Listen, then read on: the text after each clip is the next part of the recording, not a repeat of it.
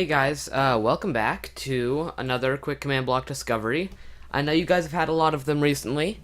Don't worry, I will hopefully be back to normal recording schedule on Monday, and I don't think there's going to be a video for Sunday, so just warning you about that. And, no wait, I think there might be. Warning you about that in advance. Maybe it will, maybe it won't, I can't really tell. I don't know if I have enough videos pre-recorded, but for now, I have something which I haven't seen anywhere on the internet, and this one's pretty good. So you can see a lot of command blocks involved in this one. This is just an example for it though, so you really only need one command block for this. So you see this command block right here. Let's just pay attention to it. It says /say hi. It's an impulse command block, unconditional, and needs redstone. So if we go into here, this one says turn on command block. It turned it on. But I'm gonna just let you know, there's no redstone block that just got placed anywhere around this. So I did not turn it on via a redstone block. Right?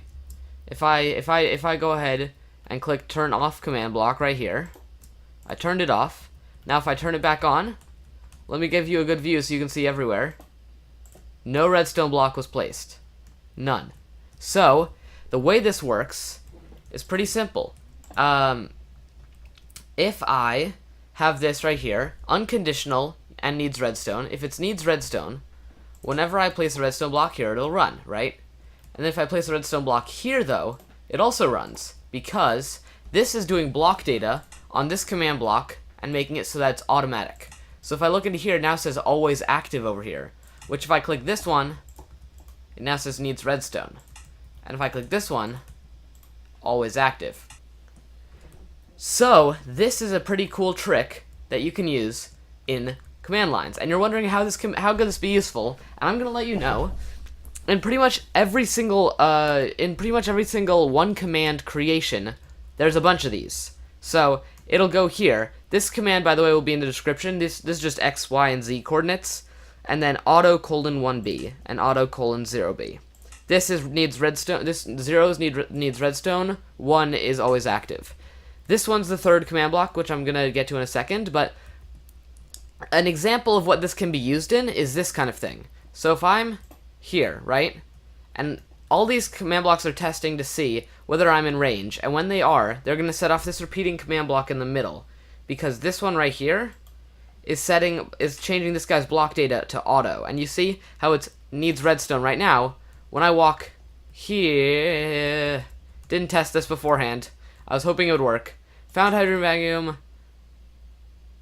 What do you mean at a r equals 4 found nothing? Anyways, so if this gets a success count, right, somehow, right? So like, work. Alright, so this is supposed to get a success count, right? It says caught you, right? And then these, so it turns on this. Now, okay. We're gonna try this one again so it works. Okay, I think I fixed it. Let's have a look. So it says caught you, and then, boom, it stops. So if I like type into the chat, it's not spamming the chat anymore. So I'll explain what happened, and let's just, well, I think it'll disappear in a second anyways. Yeah, okay. So, what happens is, it happened very fast, but what happened was, this guy tested for me to be in a range of 5 of this command block, then it set the block data for this guy to always active, but you see it's not always active right now, right? But you saw it was always active because it was spamming the chat full of, like, ridiculous caught yous, right? And then what happens is, this is the sort of thing about chain commands, which I can get into more depth in another video if you guys so wish.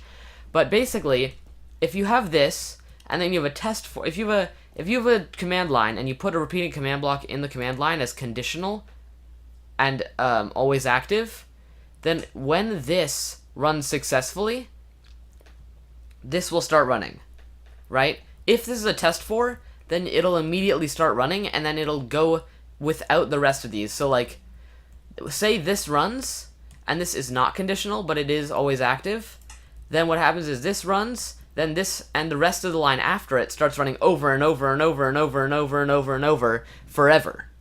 On and on and on.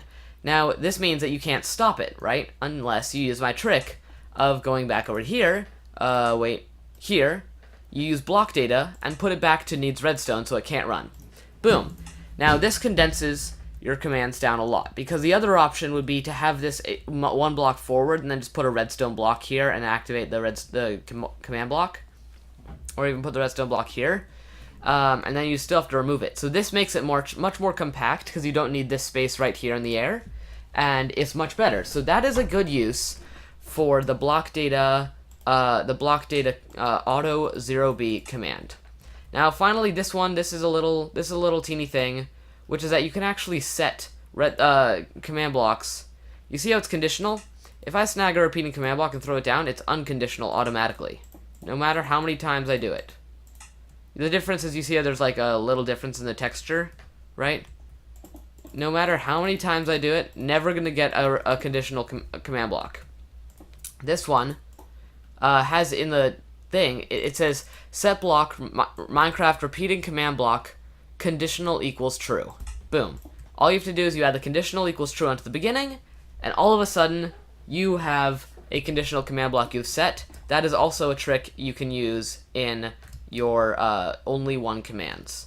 So I hope you guys have enjoyed this video, and if you have, be sure to leave a like down below and subscribe if you're new. All the commands, I don't know which commands. I think the Blockdata commands. These 3 commands here will be in the description below, and I will see you guys next time.